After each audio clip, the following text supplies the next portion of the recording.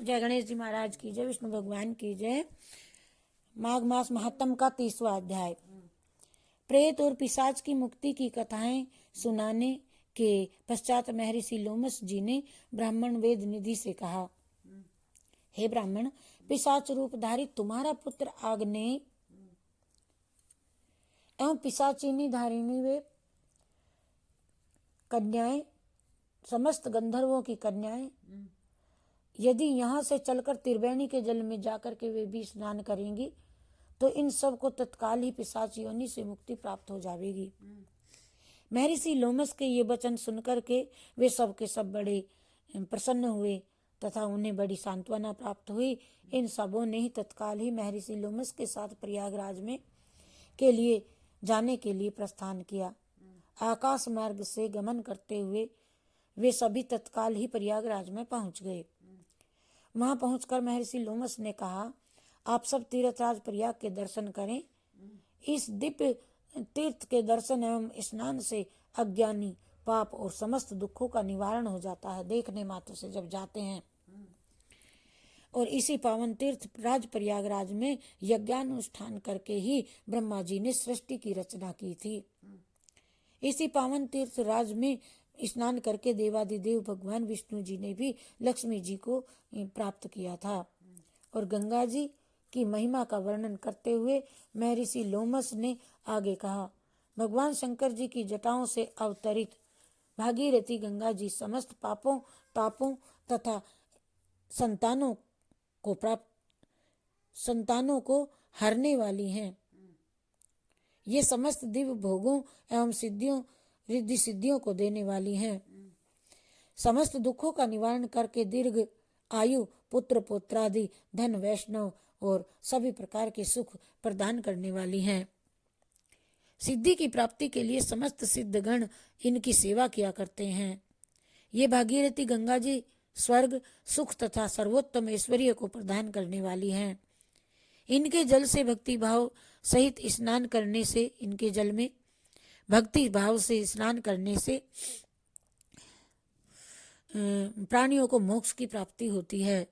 प्रयागराज में श्री गंगा जी के साथ सूर्य सुता, सूर्य की पुत्री यमुना जी तथा सरस्वती जी भी हैं। इन तीनों पाप नाशिनी महानदियों का संगम सर्व पाप नाशी तथा दिव्य सुखदायी है। इनके संगम में स्नान करते ही अज्ञान का तो नाश हो करके ज्ञान की प्राप्ति होती है तथा जन्म जन्मांतर के पाप तापों का समूल नाश होकर के नरक यातना तथा आवागमन के चक्र से मुक्ति मिल जाती है।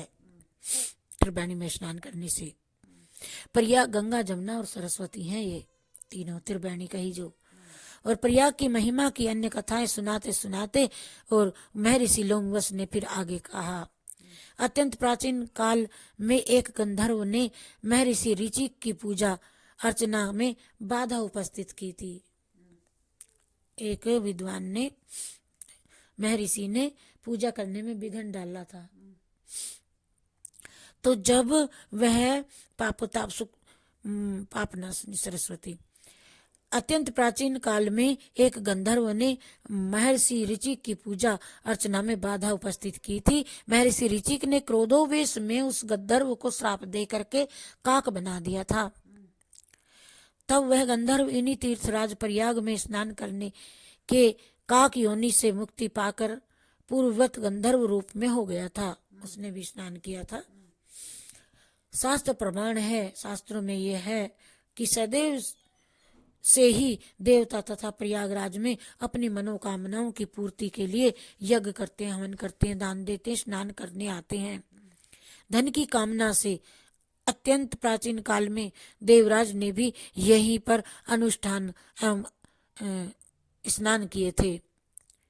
इंद्र ने भगवान शंकर को प्रसन्न करने और उनकी कृपा प्राप्त करने के लिए महर्षि कश्यप ने भी यहीं तीर्थराज प्रयाग में घोर तप किया था। इसी प्रयागराज पर महर्षि भारद्वाज जी को योग सिद्धि की प्राप्ति हुई थी और यहीं पर योगेश्वर सनक नंदन सनत कुमारों को दिव्य ब्रह्म ज्ञान एवं उत्तम फल की प्राप्ति हुई थी। इसी प्रकार एक समय स्वर्ग की श्रेष्ठ अप्सरा उर्वशी ने देवराज इंद्र को श्रापवश स्वर्ग से निष्कासित होकर के उसको पृथ्वी पर आना पड़ा था। तब श्री प्रयागराज में स्नान करके उर्वशी ने इंद्र के श्राप से मुक्ति प्राप्त करके पुनः स्वर्ग में स्थान प्राप्त किया था।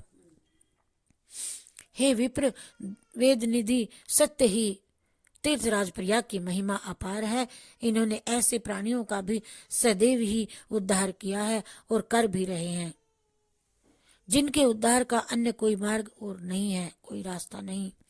देवताओं, ऋषियों, मुनियों, यक्षों, गंधर्वों, मनुष्यों तथा असुरों द्वारा भी पूजित महान तीर्थराज प्रयाग वास्तव में परम पूजनीय है, वंदनीय है। इनके द्वारा मनोकामनाओं की पूर्तियों को और मोक्ष की प्राप्तियों का अति विशाल इतिहास भी है। सत्य ही तीर्थराज है।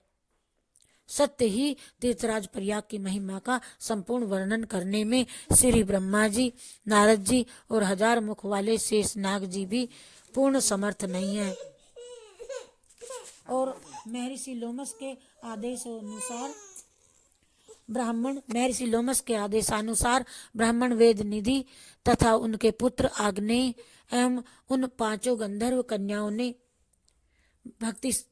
श्रद्धा भक्ति सहित भगवान का ध्यान करते हुए त्रिवेणी के पवित्र संगम में जल में स्नान किया।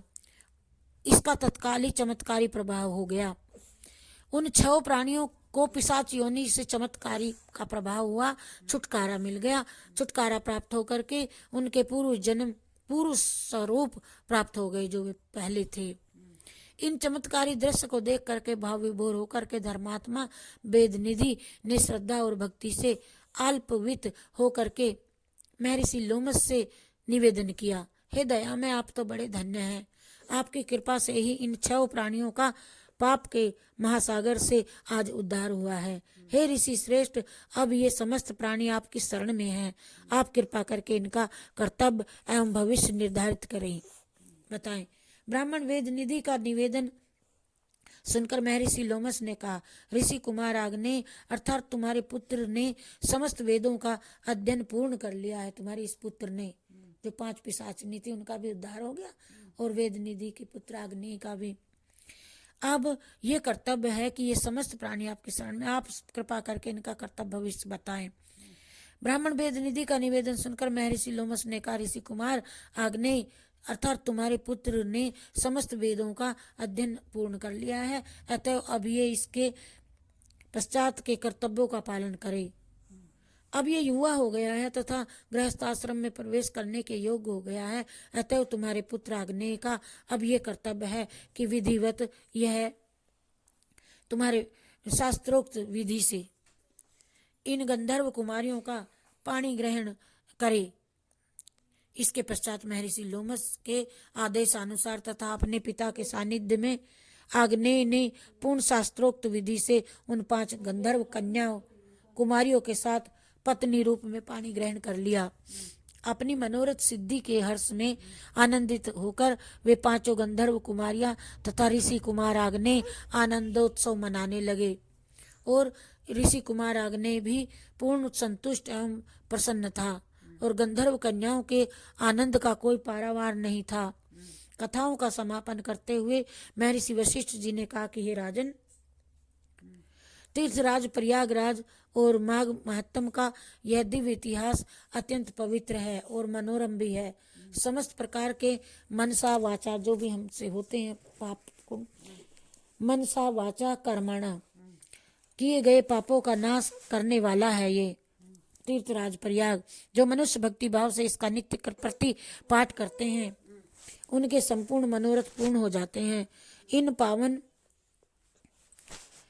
माघ मास्तम का श्रवण करने के पश्चात गाय, वस्त्र, स्वर्ण दान सहित पाठ का पूजन करना चाहिए। तुल्य माना गया है, ये ब्रह्म तुल्य माना गया है। इस महात्म को सुनाने वाले ब्राह्मण का पूजन करना भगवान विष्णु के पूजन करने के तुल्य है। अपना जन्म सफल करने तथा सद्गति प्राप्त करने के इच्छुक प्रत्येक व्यक्ति को इस माघ महात्म का पठन श्रवण करना चाहिए। श्रवण पूर्ण श्रद्धा सहित करना मोक्ष प्राप्ति का सबसे बड़ा सुगम और सटीक रास्ता है। श्री प्रयागराज नमः विष्णवे नमः विष्णवे नमः विष्णवे नमः विष्णवे इति पद्म पुराणे माघ महत्य में 30वां अध्याय समाप्त। हरि शरणम हरि शरणम हरि शरणम हरि शरणम हरि शरणम हरि शरणम हरि शरणम हरि शरणम हरि शरणम हरि शरणम हरि शरणम हरि शरणम। जय श्री कृष्ण चंद्र भगवान की जय, विष्णु भगवान की जय, देवी देवताओं की जय।